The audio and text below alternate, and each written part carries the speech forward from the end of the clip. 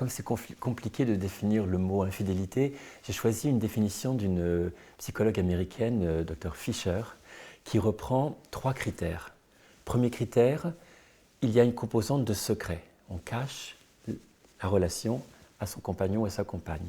Deuxième critère, il y a un investissement émotionnel, d'une façon ou d'une autre, dans la relation extra-conjugale. Troisième critère, il y a une composante, une alchimie sexuelle. Ça veut dire qu'il n'y a pas nécessairement un passage à l'acte, relation sexuelle en tant que telle, mais une alchimie. Et pour ce livre-là, comme point de référence, j'ai pris ces 3 critères qui définissaient ou non l'infidélité. Ce titre, Est-ce que tu m'aimes encore, parle vraiment de l'amour. Mais dans notre langue française, il y a une différence entre aimer et être amoureux. Et il y a des couples qui sont très amoureux et qui s'aiment, et là il n'y a quasiment jamais au risque d'infidélité, mais il y a des couples qui s'aiment vraiment, sincèrement, mais où il n'y a plus la composante d'être amoureux.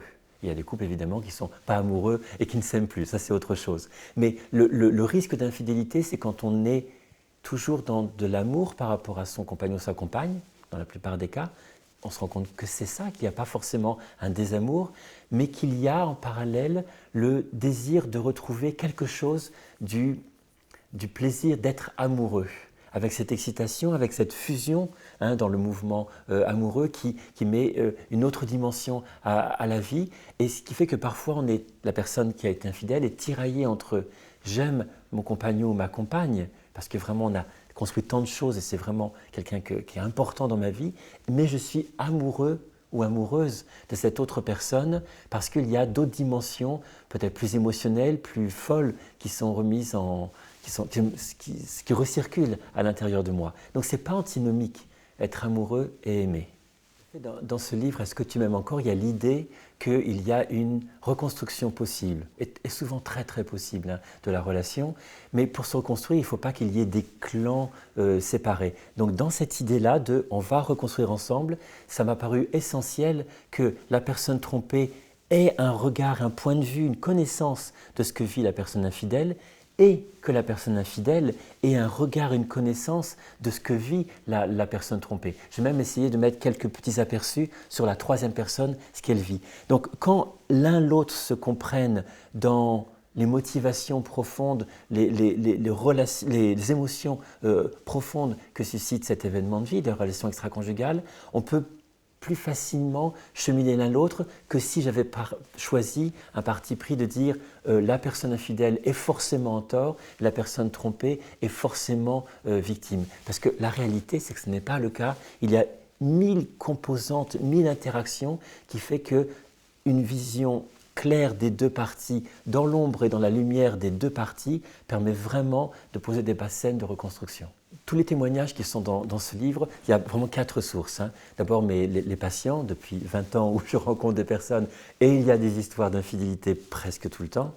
Ce sont des rencontres informelles d'amis, de proches. Ce sont des rencontres aussi très clairement ciblées pour écrire ce livre avec des entretiens menés avec des personnes. Et c'est ce qui est nouveau dans ce livre-là, puiser des sources dans des forums sur Internet. Je mentionne les sources à chaque fois, mais c'est parfois tellement la vie en direct des gens dans leur sincérité, même au-delà de ce que pourrait être un simple entretien, qui est vraiment à susciter mon intérêt. Donc ces 4 sources vraiment nourrissent en profondeur le livre. La question d'avouer ou pas l'infidélité, c'est extrêmement compliqué et c'est du cas par cas. Il n'y a pas une idée, un dogme, un principe en disant il faut dire ou il ne faut pas dire. Il y a des circonstances où on a été infidèle à sa compagne, par exemple, et que la relation dure peut-être pendant 1 an, et après, cette relation s'estompe, disparaît, et la personne, l'homme, revient vers son épouse avec une décision de rechoisir son épouse. C'est inutile qu'il en parle. S'il en parle, ça va peut-être faire exploser quelque chose qui était précieux, important, profond, et qui n'aura pas besoin de connaître l'infidélité. Dans d'autres cas de figure, néanmoins, si la personne trompée demande avec insistance « mais est-ce que tu me trompes?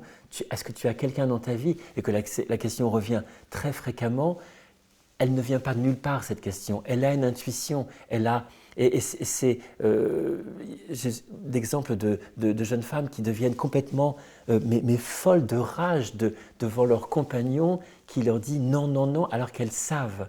Donc ça crée vraiment, là en termes de reconstruction, des obstacles inutiles. Si la question vient, je crois qu'il faut vraiment dire les choses. Mais si elle ne vient pas, peut-être la personne ne veut pas poser la question clairement, ou parce qu'elle ne sait rien.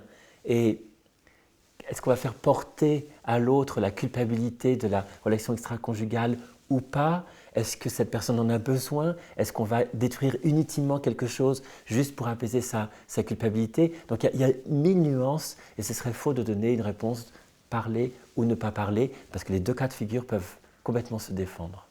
Ce livre est fondé sur l'idée qu'il y a vraiment possibilité de reconstruction après l'infidélité. Okay? Mais il y a une des difficultés majeures, c'est de pouvoir réinvestir un quotidien avec cette personne qu'on connaît par cœur, hein, et de pouvoir la rechoisir. C'est difficile de rechoisir quelqu'un qu'on connaît très bien alors qu'on a peut-être vécu à côté quelque chose d'un peu extraordinaire au sens de hors de l'ordinaire, extraordinaire.